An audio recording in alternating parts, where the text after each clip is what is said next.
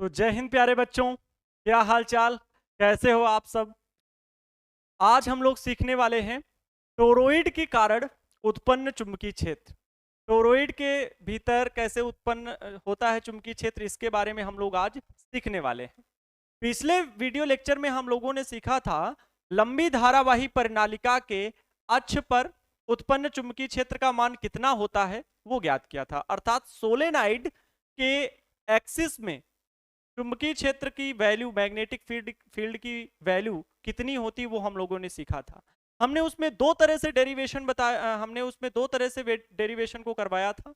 एक finite length के लिए भी बताया था जिसमें बायो-सेवर्ट लॉ को यूज करके डेरिवेशन को किया था, और दूसरा जो सिंपल आपके बुक में दिया हुआ है आयत बना करके, वो आपको एम्पियर का परिपथीय नियम के नियम को लागू करते हुए उस सूत्र को मैंने प्राप्त किया था।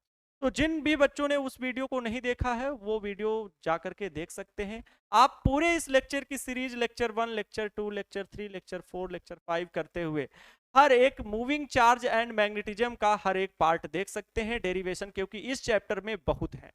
डेरिवेशन क्लियर होंगे तो फार्मूला आपको याद रहेगा, फार्मूला याद रहेगा तो न्यूमेरिकल में प्रॉब्लम नहीं होगी, और मौखिक भी कोई प्रश्न अगर व्यक्ति पूछता है तो आप उसके भी जवाब बेहतर तरीके से दे सकते हो। क्योंकि जब आपको डेरिवेशन आता है, डेरिवेशन इसके इतने कॉम्प्लिकेटेड होते हैं, मैग्नेटिक फील्ड की डायरेक्शन, फिर अभी आने वाला है चुंबकीय बल, मैग्नेटिक फोर्स, उसकी डायरेक्शन, तो इन सब बातों में हमारे कॉन्सेप्ट थोड़े से कंफ्यूजन में आ जाते हैं कि सर यहाँ पर कौन सा नियम लगाना है, यहाँ पर कौन सा नियम लगाना है। इन सब बातों को ध्यान रखने के लिए डेली आपको प्रैक्टिस भी करनी है और रिवीजन भी करना है।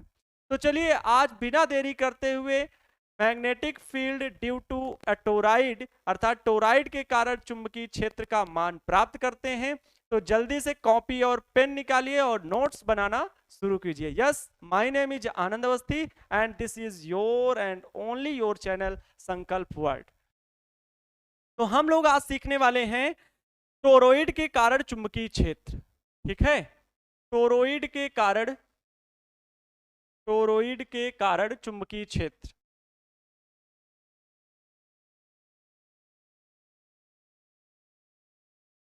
टोरॉइड के कारण चुंबकीय क्षेत्र। चुंबकीय क्षेत्र क्या होता है, मैग्नेटिक फील्ड क्या होती है, सब ये पिछले लेक्चर्स में पता है, सभी लोग जाके देख लें। के कारण चुंबकीय क्षेत्र, ठीक है, चुंबकीय क्षेत्र, magnetic field, magnetic field due to, magnetic field, field due to toroid. तो ये भी इंपॉर्टेंट है आपके बोर्ड एग्जाम के लेवल के लिए और एंट्रेंस एग्जाम की तैयारी। कोई भी एंट्रेंस एग्जाम, वो इंजीनियरिंग एंट्रेंस एग्जाम हो सकता है, मेडिकल हो सकता है, या एजुकेशन लाइन में सीयूईटी एंट्रेंस एग्जाम में भी अगर आप फिजिक्स से रिलेटेड दोगे एग्जाम तो वहां से भी ये प्रश्न पूछे जाते हैं। अरे पूरा 12th ही शामिल है, 11th और 12th ही आगे एंट्रेंस एग्जाम में पूछा जाता है, ऐसा नहीं है। बस लेवल थोड़े से कुछ क्वेश्चन के हाई होते हैं, कुछ क्वेश्चन का कम होता है। इस इन टॉपिक से प्रश्न लेकिन ज्यादा बनते हैं, वो चाहे कोई भी एग्जाम हो। मैग्नेटिज्म, इलेक्ट्रोमैग्नेटिज्म अगर इंटरमीडिएट से जो प्रश्न बनते हैं तो इंटरमीडिएट से इन स्थानों से प्रश्न ज्यादा पूछे जाते हैं। ठीक है, तो आज हम लोग सीखने वाले हैं magnetic field, magnetic field due to toroid. Sir ये टोरॉइड क्या होता है, परिनालिका क्या होती है, बताया गया था। खोखला पाइप लें और खोखले पाइप में ऐसे ऐसे फेरे लपेट दें, और पाइप को अगर चाहे तो निकाल लें, अगर मेटल अच्छा है, इस जो तार लपेटा है, नहीं है तो बना रहने दें। तो वो जो आकृति ऐसे ऐसे बनी थी, पिछला लेक्चर देख लीजिएगा, तो उसमें जो आकृति बनी थी उसे क्या बोलते हैं, परिनालिका बोलते हैं। परिनालिका में चुंबकीय क्षेत्र कैसे पता चला, परिनालिका में जब धारा प्रवाहित करके उसे लटकाया गया तो क्या हुआ, वो पृथ्वी के उत्तरी और दक्षिणी ध्रुव के सापेक्ष रुकती है, लेकिन जैसे ही धारा की दिशा बदली गई तो परिनालिका भी यूं घूम गई। अब जब परिनालिका फिर मतलब घूम गई, उत्तर दक्षिण दिशा जो उसकी थी वही बन गई, पृथ्वी के चुंबकीय क्षेत्र की दिशा में परिनालिका भी घूम जा रही थी। इस आधार पर देखा गया कि परिनालिका के भीतर जो चुंबकीय क्षेत्र बनता है वो कितना होता है, उसका व्यंजक प्राप्त किया जाए तो मैथमेटिक्स का यूज करके ही हम प्राप्त कर सकते। तो दो तरह से डेरिवेशन बताया गया था। ठीक है, पिछले वीडियो लेक्चर में उसको देख सकते हो। अब हम लोग सीखने वाले हैं टोरॉइड क्या होता है। तो प्रणालिका को वलय के रूप में, वो भी बंद वलय, तो प्रणालिका को बंद वलय के रूप में अगर मोड़ दिया जाए तो उसे आकृति उस बनी आकृति को टोरॉइड कहते हैं। प्रणालिका को बंद वलय में मोड़ी गई आकृति को, प्रणालिका को बंद वलय के रूप में मोड़ी गई आकृति को टोरॉइड कहते हैं। ठीक है, इसे आप लिख भी सकते हैं, चाहो तो लिख लो टोरॉइड के लिए, क्योंकि समझने में दिक्कत ना हो, सर बताया नहीं गया। एक बंद वलय के रूप में, एक बंद वलय, वलय मतलब solenoid bent to in a shape of circle, it's called toroid. अगर हम प्रणालिका को सर्कल के रूप में, वलय के रूप में मोड़ दें तो वो क्या कहलाएगी, टोरॉइड कहलाएगी। ठीक है, तो एक बंद वलय के रूप में मोड़ी गई प्रणालिका को, मोड़ी गई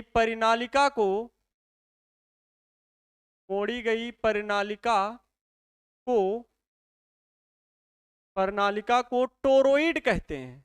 नाम दिया गया इसे टोरॉइड कहते हैं। क्लियर हुआ? क्लियर हुआ? मतलब इंग्लिश मीडियम वाले क्या लिखेंगे, solenoid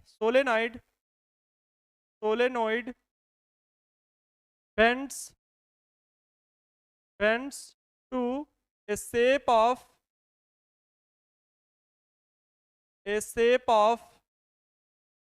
circle, it's called toroid। मतलब जो लंबी प्रणालिका है, सोलेनॉइड है, उसको हम गोल रूप में मोड़ दें। ये सर कैसे होगा, समझो। इधर प्रणालिका कुछ इस प्रकार की होती है, ठीक है, ये क्या है, ये है सोलेनॉइड है, दिस इज सोलेनॉइड। अब इसी को अगर गोल रूप में ऐसे उठाओ, ऐसे घुमा दो, ऐसे उठाओ घुमा दो, गोल रूप दे दो इसको, शेप कुछ इस प्रकार से देखना, मैं यहीं पे बना दे रहा हूं। इसी को मैंने ये गोल रूप दे दिया। गजब सर, आप आर्टिस्ट क्यों नहीं बन जाते फिजिक्स पढ़ाना छोड़ के, गजब बना दिए हैं। इसे बोलेंगे टोरॉइड। कल से सर उठाइए पेंट और ब्रश और बन जाइए। तो ये क्या होगा, टोरॉइड होगा। इसी को मैंने बेंट कर दिया है, गोल पूरा बंद कर दिया है, ये दो तार हैं अलग, वो चीज ठीक है। तो इसे क्या बोलेंगे, टोरॉइड बोलेंगे, और ये सोलेनॉइड था। तो इसकी परिभाषा समझ गए टोरॉइड के क्या होती है, और इसी के भीतर हमें उत्पन्न चुंबकीय क्षेत्र का मान प्राप्त करना है। ठीक है, चलिए आगे समझते हैं। तो टोरॉइड के भीतर हमें उत्पन्न चुंबकीय क्षेत्र निकालना है। आइए आपको समझाते हैं कैसे बनाया जाए। चलो देखो, थोड़ा सा चित्र बहुत अच्छे से बनाना। ठीक तो बना है, देखने में तो अच्छा लग रहा है, बिल्कुल सर। हाँ, थोड़ा सा गड़बड़ हो गया, ना करो, चित्र बहुत गजब बनाएंगे। पहले गलती कर दी ना, ये वाला थोड़ा बेंड है तो उधर भी बेंड करना पड़ा, बस और कुछ थोड़ी है। चलो इसमें फेरे लपेट दिए जाएं, तो यहाँ से फेरे देखो इस प्रकार से, और ये डॉट डॉट डॉट पीछे से है, और ये तार निकाल दे रहे हैं। फिर इधर, फिर ये पाइप को मैंने गोल रूप में मोड़ा है और ऊपर से मैं फेरे लपेट रहा हूँ। ध्यान से देखिएगा डेरिवेशन को, चित्र बनाना इतना कठिन भी नहीं है, इसीलिए मैंने बताया है कि फिजिक्स की पढ़ने की स्ट्रेटजी क्या होनी चाहिए। ठीक है, फिजिक्स की पढ़ने की स्ट्रेटजी क्या होनी चाहिए, वो वीडियो आपको प्रोवाइड करा दिया जाएगा, जिससे आपको फिजिक्स का पढ़ने का तरीका मिल जाए, और फिजिक्स में कैसे अच्छे अंक प्राप्त करें ये आपको तरीका पता लग जाएगा। ठीक है, आइए तो इसे समझते हैं। ये टोरॉइड बन चुका है, ठीक है, वही शेप सब कुछ समझ में आ रहा है। इसमें धारा जो है वो प्रवाहित हो रही है, इस तरफ से धारा ये प्रवाहित हो रही है आई एम्पियर की, और इससे फिर धारा बाहर भी जा रही है। ठीक है, आइए अब इसके द्वारा हमें उत्पन्न चुंबकीय क्षेत्र निकालना है। 3 जगहों पे हम इसके आसपास ही निकालें भाई चुंबकीय क्षेत्र, इसके आसपास ही हमें चुंबकीय क्षेत्र निकालना होगा। एक तो इसके भीतर हमें चुंबकीय क्षेत्र बताना है। इसके केंद्र पर जो इसके संकेंद्री जैसा बना है ये टोरॉइड, उसके भीतर केंद्र पर हमें बताना होगा चुंबकीय क्षेत्र, और इसके बाहर भी बताना होगा। तो चलो मैं इनके नाम दे देता हूं क्रमशः। ये P है, ये Q है, और इस बिंदु पर बीच में कोई R बिंदु है। इन 3 बिंदुओं पर हमें टोरॉइड के कारण उत्पन्न चुंबकीय क्षेत्र का मान आज के आज हमें प्राप्त कर लेना है। तो निकालना शुरू करें, मान व्यंजक प्राप्त करना शुरू करें। कैसे हल किया जाए, कैसे हल किया जाए, कॉन्सेप्ट पढ़ना और पकड़ना जरूरी है। हम इसको लिख सकते हैं, लैंग्वेज आप अपने हिसाब से लिख लीजिएगा। माना कोई प्रणालिका है जिसमें तार के फेरे लपेटे गए हैं और प्रत्येक फेरे में I एम्पियर की धारा प्रवाहित हो रही है। इसे एक बंद वलय के रूप में मोड़ा जाता है तो टोरॉइड बनती है। टोरॉइड के भीतर हमें टोरॉइड के कारण उत्पन्न चुंबकीय क्षेत्र का मान निम्न बिंदुओं पर ज्ञात करना है। अब वो निम्न बिंदु कौन से हैं? पहला बिंदु है मान लो P, पहला बिंदु P। तो मैं कह लूं टोरॉइड पहला जो है टोरॉइड द्वारा घिरे क्षेत्र में चुंबकीय क्षेत्र पहले यहां पर निकाल लें। टोरॉइड द्वारा घिरा क्षेत्र ये अंदर वाला है। इसके भीतर मैं कहीं भी बिंदु ले सकता हूं, यहां ले लो, यहां ले लो, यहां ले लो, यहां ले लो, कोई दिक्कत नहीं है, कहीं भी लो। लेकिन मैं बीच में ले लिया हूं तो कोई दिक्कत थोड़ी हो गई, गुनाह थोड़ी हो गया। आप कहीं भी ले सकते हो। तो मैंने बीच में ले लिया यहां पर, ठीक है। कहीं पर भी ले सकते हो, कहीं पर भी ले सकते हो। नहीं मान रहे हो तो अलग कर दे रहे हैं, थोड़ा दूर कर दे रहे हैं। हाँ, भीतर कहीं भी ले सकते हो, आप कहीं पर भी ले सकते हो। ये बिंदु ले लिया P, आप सहमत हो? कहीं भी ले लो, केंद्र में ना लेकर के कहीं भी ले लो, केंद्र में ले सकते हो, कहीं भी लो, आप अपनी मर्जी के मालिक हो, बस भीतर रहना चाहिए। तो हमें भीतर चुंबकीय क्षेत्र निकालना है, तो भीतर भर में रहने वाला ही कोई लूप की कल्पना कर लो।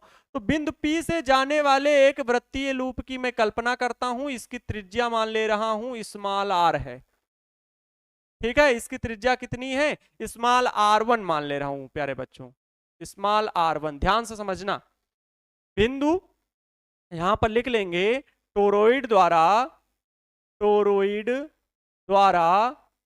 घिरे, लिखना पड़ेगा लैंग्वेज। टीपू सुल्तान यही इंतजार कर रहे हैं कि सर लिखेंगे कब वो, हम क्योंकि पैनल PDF मिल जाएगा टेलीग्राम में, तो वो पैनल PDF फिर उतार लेंगे, छाप लेंगे या स्क्रीनशॉट ले लेंगे, काम बन जाएगा। नहीं टेलीग्राम चैनल पे जा रहे हैं, जो लिखेंगे स्क्रीनशॉट ले लो, वही लिख लो। और जो बोला है मैंने उसे आप वीडियो पोस्ट करके लिख भी सकते हो, रोक रोक के शब्दों को।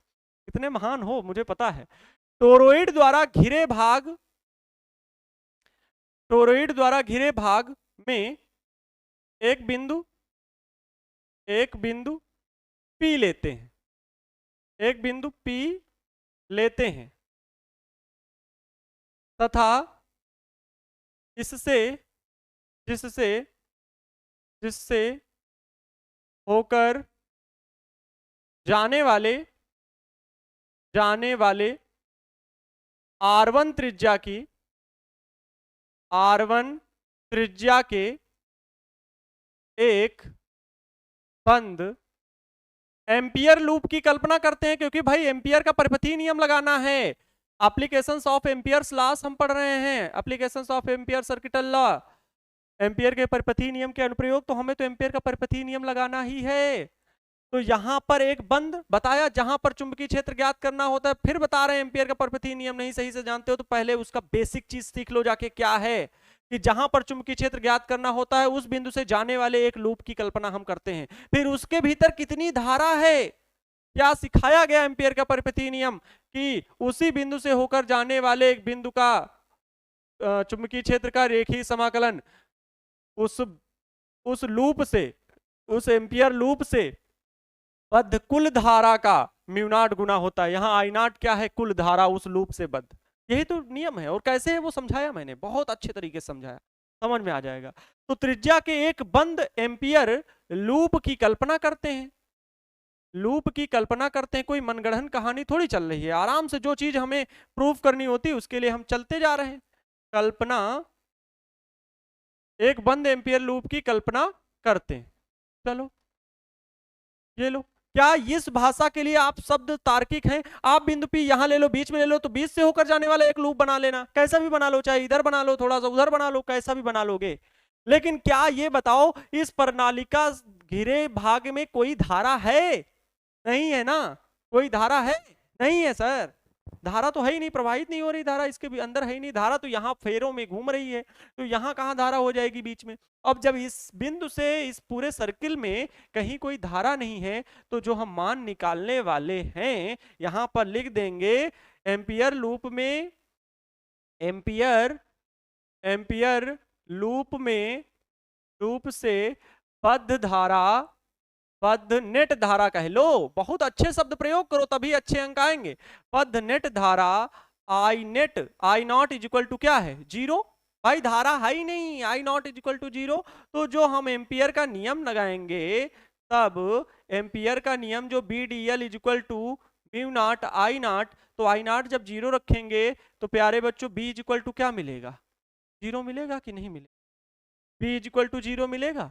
तो यहां पर ये हो जाएगा टोरॉइड द्वारा घिरे क्षेत्र में उत्पन्न चुंबकीय क्षेत्र। टोरॉइड द्वारा घिरे भाग में, घिरे क्षेत्र में उत्पन्न चुंबकीय क्षेत्र का मान ये हो जाए। ठीक है। इसी प्रकार टोरॉइड के बाहर अगर देखें तो हमने बिंदु Q की कल्पना कर ली है, आगे समझिए।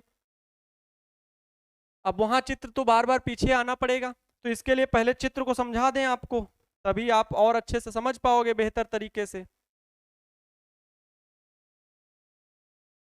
देखो, बिंदु Q से होकर जाते हुए एक एम्पियर लूप की कल्पना करते हैं। ये बिंदु Q से जाते हुए एक एम्पियर लूप की कल्पना करते हैं। आप पूरा फार्मूला वही लगाइए जैसे जो कॉन्सेप्ट सीखे हो, क्योंकि अब कहां निकालना है? टोरॉइड के बाहर। टोरॉइड के बाहर। अब हमारा दूसरा पॉइंट है, हम पूरा टोरॉइड के भीतर, अंदर, बाहर सब जगह निकालेंगे चुंबकीय क्षेत्र, क्योंकि टोरॉइड के कारण ही चुंबकीय क्षेत्र निकालना है, तो हर बिंदु पर हम निकालेंगे। ये हमारा आज का लक्ष्य है। तो टोरॉइड के बाहर चुंबकीय क्षेत्र, टोरॉइड के बाहर चुंबकीय क्षेत्र। अब टोरॉइड के बाहर मतलब टोरॉइड के मुक्त क्षेत्र में, जहां पर नहीं है कोई मतलब बाहरी क्षेत्र बहुत दूर तक हो सकता है। तो टोरॉइड के बाहर हमने थोड़ी दूरी पर एक बिंदु Q लिया। यहाँ पर वैसे ही जैसे ये लिखे हो लैंग्वेज, टोरॉइड द्वारा घिरे भाग में एक बिंदु P लेते हैं ऐसे। तो टोरॉइड के बाहर, टोरॉइड के बाहर, टोरॉइड के बाहर एक बिंदु, एक बिंदु P Q था ना शायद, हाँ Q था। P Q Q, एक बिंदु Q लेते हैं, एक बिंदु Q लेते हैं, तथा बिंदु Q से होकर जाने वाले, लैंग्वेज अपने मन से लिखी जाती है, तथा बिंदु Q से होकर जाने वाले, बिंदु Q से होकर जाने वाले, जाने वाले एम्पियर लूप की कल्पना करते हैं। एम्पियर लूप की, अच्छा, होकर जाने वाले, और क्या लिखना पड़ेगा? जाने वाले R2 त्रिज्या। इसकी त्रिज्या जो है ना प्यारे बच्चों, वो आप मान लो यहां से ये, इसके संकेंद्री ही मानना, ये जो है वो R2 त्रिज्या है, वो R2, ये R2 त्रिज्या है। टोटल व्हाइट लाइन वाली टोटल त्रिज्या कितनी है? R2 है। तो R2 त्रिज्या के, त्रिज्या के एम्पियर लूप की कल्पना करते हैं। एम्पियर लूप की कल्पना करते हैं, कल्पना करते हैं। कोई कल्पना देख तो नहीं रही है वीडियो? कल्पना करते हैं, कल्पना जी, कल्पना करते हैं।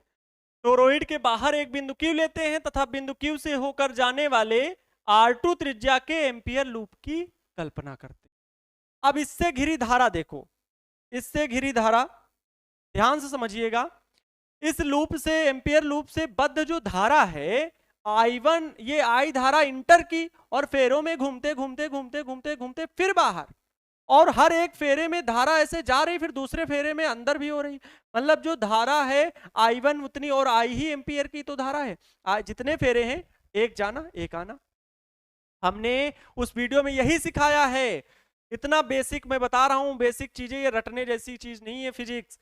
बहुत कम टीचर्स इसको फॉलो करते हैं। बहुत चीजें रटाई रटाई आपको रटा दी जाती हैं। यहां पर इस कॉन्सेप्ट को यूज करना है जो वहां पर मैंने सिखाया था कि प्यारे बच्चों, ये एम्पियर ने कहा था एम्पियर एक लूप की कल्पना करो, और इसके भीतर फिर जितनी भी धाराएं हैं, वहां पर मैंने दो धाराएं ली, एक धारा I1 अंदर की ओर, एक धारा I2 बाहर की ओर। तो नेट धारा जो निकाली गई थी प्यारे बच्चों, आई नेट, वो I1 कहां I1 प्लस में ली जाएगी। क्यों? क्योंकि हमने कहा था, एम्पियर ने बताया था कि जो लूप की कल्पना करो उसकी एक डायरेक्शन फिक्स करो, वो चाहे जैसी डायरेक्शन आप फिक्स करो, वो चाहे आप कैसी भी डायरेक्शन लो, चाहे क्लॉकवाइज लो या एंटी क्लॉकवाइज लो, लूप की लेकिन डायरेक्शन फिक्स करो। किस लिए? धारा की दिशा का ज्ञात करने के लिए और कुल धारा का मान निकालने के लिए। तो हम लूप की दिशा में उंगलियों को घुमाएंगे, फिर अंगूठा जिस ओर अंदर की ओर होगा, अगर अंगूठा अंदर की ओर है, उंगलियों को घुमाया, तो अंगूठा की दिशा में जितनी धाराएं होंगी उनको हम धनात्मक लेंगे, बाकी विपरीत दिशा में धाराओं को ऋणात्मक लेंगे। तो आई नेट जो होगा, तो यहाँ I1 अंदर की ओर थी तो I1 प्लस में, और I2 जो धारा बाहर की ओर थी विपरीत दिशा में, तो I2 को माइनस में।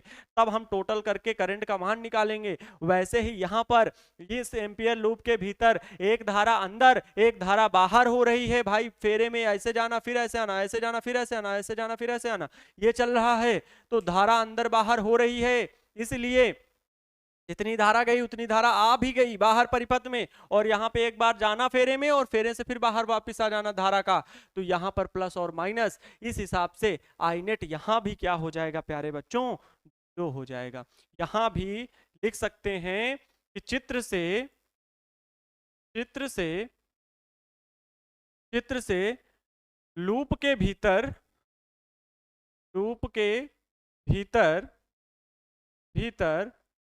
प्रत्येक फेरे से बद्ध धारा, प्रत्येक फेरे से बद्ध धारा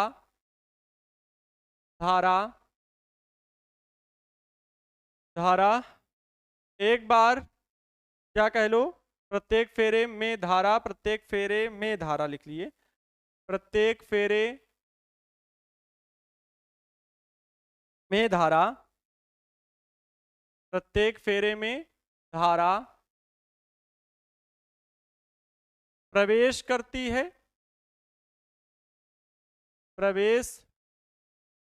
है तथा निर्गत होती है। मतलब बाहर भी निकलती है, निर्गत होती है। अतः टोरॉइड टोरॉइड से बद्ध नेट धारा, टोरॉइड से बद्ध नेट धारा क्या होगी? भाई टोरॉइड में फेरे लपेटे गए हैं, तो टोरॉइड से बद्ध नेट धारा आई नेट कह लें, आई नॉट कह लो, इसी को ही तो एम्पियर के परिपथी नियम में आई नॉट लिखा गया है। ये क्या होगा? जीरो। वो क्यों? कॉन्सेप्ट हमने सिखा दिया भाई। ये अंदर एक धारा, एक धारा बाहर, एक धारा अंदर, एक धारा बाहर। इस चीज को याद रखो। लूप की डायरेक्शन ये, तो ये अगर I1 है और ये I2 है, तो I naught is equal to I1 plus का और I2 माइनस। ये लूप की डायरेक्शन ली है प्यारे बच्चों आपने, ये एम्पियर ने बताया था। एम्पियर नियम से याद रखिएगा, यहाँ पर एम्पियर नियम से। और अगर ये I naught is equal to यहाँ पर भी जीरो है, तब एम्पियर के नियम से समाकलन BDL is equal to mu naught I naught यहाँ भी जीरो, तो B इज इक्वल टू क्या मिलेगा? जीरो मिल जाएगा। अर्थात टोरॉइड के बाहर भी चुंबकीय क्षेत्र कितना होगा? सर मान भी निकलेगा कहीं? मान निकलेगा, बिल्कुल निकलेगा। है, क्लियर हुए? इतनी बात क्लियर हो गई, सभी लोग प्रसन्न हो? वीडियो लेक्चर को लास्ट तक जरूर देखा करें, ठीक है? जरूर कुछ ना कुछ सीखोगे भाई। वीडियो लेक्चर लास्ट तक देखें, पसंद आए लाइक करें, वीडियो को शेयर भी करें। आप सबका सपोर्ट की बहुत जरूरत, जितना आप सपोर्ट करते हैं उतना ज़्यादा मुझे मोटिवेशन मिलता है। लाइक करते हैं, शेयर करते हैं, जाते हैं तो यार बहुत मोटिवेशन मिलता है कि नहीं अब कल फिर से ज़बरदस्त तरीके से पढ़ाना है बच्चों को, ये मन में उत्साह आ जाता है ना? तो ज़रूर पूरा बेहतर तरीके से थोड़ा थोड़ा कॉन्सेप्ट हम जेई लेवल का भी इसमें शामिल करेंगे, ताकि आप और हम मिल के कुछ अच्छा कर सकें। बाकी बोर्ड एग्जाम की अगर आप तैयारी कर रहे हैं, हाँ इंग्लिश मीडियम वाले बच्चों को थोड़ा सा दिक्कत हो सकती है, इतनी मेरी इंग्लिश ही नहीं है, इंग्लैंड से आए हुए 4-5 साल हो गए दरअसल, मेरी इंग्लिश थोड़ी सी वीक है। तो हालांकि सीबीएसई भी बोर्ड पढ़ाते हैं, लेकिन उसमें क्या है पैटर्न दोनों के सेम लगते हैं, तो इसलिए मैं हिंदी दोनों को मिक्स करके पढ़ा देता हूँ। बाकी यूपी बोर्ड से रिलेटेड ज़्यादा कंटेंट है, ज़्यादा ऑफलाइन में बच्चे जो यूपी बोर्ड से हैं, तो ऑनलाइन का मटेरियल भी आप लोगों को ज़्यादा से ज़्यादा यूपी बोर्ड लेवल का ही मिलता है। यूपी बोर्ड के जो इंग्लिश मीडियम के बच्चे हैं वो भी सीख सकते हैं, तो साथ में कोई दिक्कत नहीं है ना? फ्लो में मेरी प्राथमिकता क्या रहती है? हिंदी वाली, इस वजह से फ्लो में हिंदी मीडियम में ही आपको सीखना। चलो आगे बढ़े, आगे क्या डेरिवेशन में सीखना है? टोरॉइड के भीतर, है ना, टोरॉइड के अक्ष पर, ठीक है, टोरॉइड के अक्ष पर। चलो आइए तीसरा, बस यहीं से खत्म हो जाएगा। टोरॉइड के अक्ष पर उत्पन्न चुंबकीय क्षेत्र, अक्ष पर चुंबकीय क्षेत्र, ये क्या है सर? अभी बता रहे हैं, सबर करो, रुको जरा, रुको जरा, सबर करो, अभी बता रहे हैं क्या है। जरा बैक साइड आओ, ये इसमें देखो, तो ये अक्ष पर हो गया यहाँ पर, ठीक है? ये जो पॉइंट आर लिया गया है, यहाँ पर हमें निकालना है, अक्ष पर कोई बिंदु निकालना है। इसकी त्रिज्या मैं मान ले रहा हूँ, इसकी रेडियस जो है वो स्मॉल आर है, ठीक है? चित्र को बहुत ध्यान से देखना, इसीलिए कहते हैं जब लेक्चर को आप पूरा देखोगे तभी आपको समझ में आएगा। टीपने के तो टीप लोगे, क्योंकि मैं जो प्रक्रिया चित्र में हमेशा की आदत है, ऐसा थोड़ी होता है कि मैं पहले बना देता हूँ, तो वो तो हमेशा डेरिवेशन चल रहा है, जिस चीज की जरूरत पड़ती है वो बनते जाता है। कॉन्सेप्ट क्लियर होना चाहिए, तो जो चीज हम बताते जा रहे हैं वैसे फिगर बनता जा रहा है, तो इसलिए कभी ये नहीं कि फिगर अब बन गया तो पहले टीप के बैठ जाओ, हमेशा साथ साथ जो प्रोसेस चल रहा है उसको समझो। तो आर त्रिज्या की इसमें हम कल्पना करेंगे, लूप, इस अक्ष से जाता हुआ एक लूप की कल्पना करेंगे। तो आइए समझते हैं, सॉल्व करते हैं। टोरॉइड के अक्ष पर उत्पन्न चुंबकीय क्षेत्र, तो उसी प्रकार लैंग्वेज लिखनी है। टोरॉइड के अक्ष पर एक बिंदु कैपिटल आर की कल्पना करते हैं, कैपिटल आर की कल्पना करते हैं। इससे होकर जाने वाले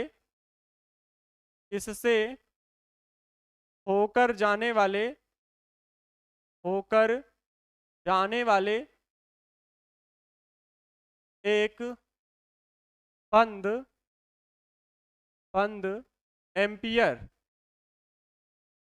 एम्पियर सॉरी, से होकर जाने वाले आर त्रिज्या के स्मॉल आर त्रिज्या के टोरॉइड के संकेंद्रीय, ये भी लिखना है, टोरॉइड के संकेंद्रीय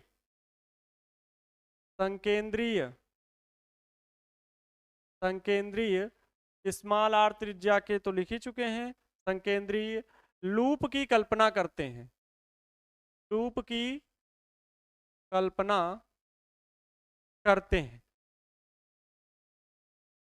ये तो चलो यहां पर समझते हैं।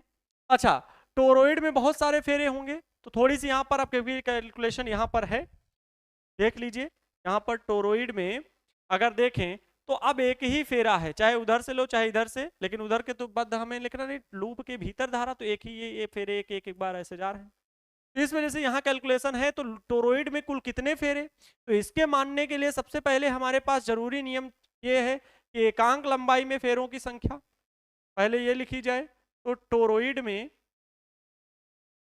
में एकांक लंबाई में फेरों की संख्या, एकांक लंबाई में फेरों की संख्या, फेरों की संख्या, एकांक लंबाई में फेरों की संख्या बराबर स्मॉल एन। एकांक लंबाई में फेरों की संख्या कितनी हो जाएगी, स्मॉल एन। तो अगर हम कहें पूरे लूप में फेरों की संख्या कितनी, संपूर्ण टोरॉइड में फेरों की संख्या, संपूर्ण टोरॉइड में फेरों की संख्या, फेरों की संख्या। तो अगर आर त्रिज्या के, है ना, आर त्रिज्या के संपूर्ण टोरॉइड में फेरों की संख्या, तो भाई संपूर्ण टोरॉइड की परिधि कितनी होगी, 2 pi r N. 2 pi are होगी, एकांक लंबाई में फेरों की संख्या n है, तो n से गुणा करा दो तो संपूर्ण लंबाई में फेरों की संख्या आ गई संपूर्ण टोरॉइड में। अगर एक फेरे से बद्ध धारा, एक फेरे से बद्ध धारा, से बद्ध धारा आई है, तो संपूर्ण टोरॉइड में धारा, संपूर्ण टोरॉइड से बद्ध धारा कितनी होगी, संपूर्ण टोरॉइड से बद्ध धारा मतलब मैं आई नॉट की बात कर रहा हूं, तो 2 पाई आर पूरी परिधि, n एकांक लंबाई में फेरों की संख्या और एक फेरे से बद्ध धारा आई, तो टोटल धारा 2 पाई आर एन आई। अब अगर मैं एम्पियर का नियम लगाऊं, बहुत सरल है, यहां से आसान है, घबराएं नहीं, थोड़ा सा सब्र करें। एम्पियर के नियम से, वही एम्पियर के परिपथीय नियम से, तो यहां पर समाकलन v dl is equal to mu naught I naught होता है। चलो यहां पर पुट करो v dl, तो b तो बाहर कर लेंगे, समाकलन dl क्या है प्यारे बच्चों, तो dl है 2 पाई r है बराबर म्यू नॉट, आई नॉट क्या है, तो आई नॉट की वैल्यू ये रही 2 pi r n I. 2 pi r से 2 पाई आर बर्बाद हो गया, तो b इज इक्वल टू बचा क्या, म्यू नॉट एन आई। वही आ गया जो लंबी धारावाही प्रणालिका के अक्ष पर उत्पन्न चुंबकीय क्षेत्र था, उसी का मान ये भी आ गया। क्लियर हुआ। और यहां से वो भी अगर निकालें कि b इज इक्वल टू संपूर्ण टोरॉइड में फेरों की संख्या, कुल फेरों की संख्या कितनी हो, कुल फेरों की संख्या अगर ये दे दी जाए, कुल फेरों की संख्या बराबर कैपिटल एन, तो कैपिटल एन बराबर ही होता है एन एल, लंबाई एल नहीं है, लंबाई एल की जगह पर 2 पाई आर करेंगे एल, तो स्मॉल एन बराबर क्या मिलेगा, कैपिटल एन अपान में 2 पाई आर, तब बी इज इक्वल टू मिल जाएगा म्यू नॉट और एन की जगह पर कैपिटल एन आई अपान में 2 पाई, ये हो जाएगा डेरिवेशन। ठीक है, तो ये टोरॉइड के कारण उत्पन्न चुंबकीय क्षेत्र का मान हो गया। यहां से एम्पियर के परिपथीय नियम के अनुप्रयोग खत्म होते हैं। जितने भी अनुप्रयोग थे वो बताए गए, बायो-सेवर्ट लॉ के एप्लीकेशन और Ampere circuital law and its applications, आपके सारे डेरिवेशन क्लियर हो गए हैं। इसके बाद चुंबकीय बल की गणना हम लोग करेंगे, चुंबकीय बल कैसे कार्य करता है इसकी व्याख्या हम लोग नेक्स्ट वीडियो लेक्चर में करेंगे। आज के लिए बस इतना ही प्यारे बच्चों, नेक्स्ट वीडियो लेक्चर में मिलते हैं इसी ऊर्जा और उत्साह के साथ। रेगुलर आपको कंटिन्यू वीडियो लेक्चर प्रोवाइड कराया जा रहा है, इसमें आप लोग सपोर्ट करें और अपनी तैयारी को अच्छा बनाएं। ठीक है, तो आपको बस बने रहना है रेगुलर, और नोट्स बनाते हुए चलना है, रिवीजन करना है, और क्वेश्चन भी, न्यूमेरिकल प्रॉब्लम भी मैं लेक्चर वाइज लेकर के आऊंगा। मतलब ये चैप्टर जब कंप्लीट हो जाएगा तो न्यूमेरिकल पार्ट 1, न्यूमेरिकल पार्ट 2, ऐसे करके जो बहुत मोस्ट इंपॉर्टेंट है, जिनको बस मुझे ये लगता है अगर आपने वीडियो लेक्चर बढ़िया से देखे, न्यूमेरिकल देखे, तो एग्जाम पर कोई भी क्वेश्चन आपसे छूटने वाला नहीं है। तो मिलते हैं इसी ऊर्जा और उत्साह के साथ नेक्स्ट वीडियो लेक्चर में। तब तक के लिए आप सभी से विदा लेता हूं। तो खुश रहिए, मस्त रहिए और दूसरों को भी खुश रखिए। मिलते हैं आप सभी से नेक्स्ट वीडियो लेक्चर में। जय हिंद, वंदे मातरम।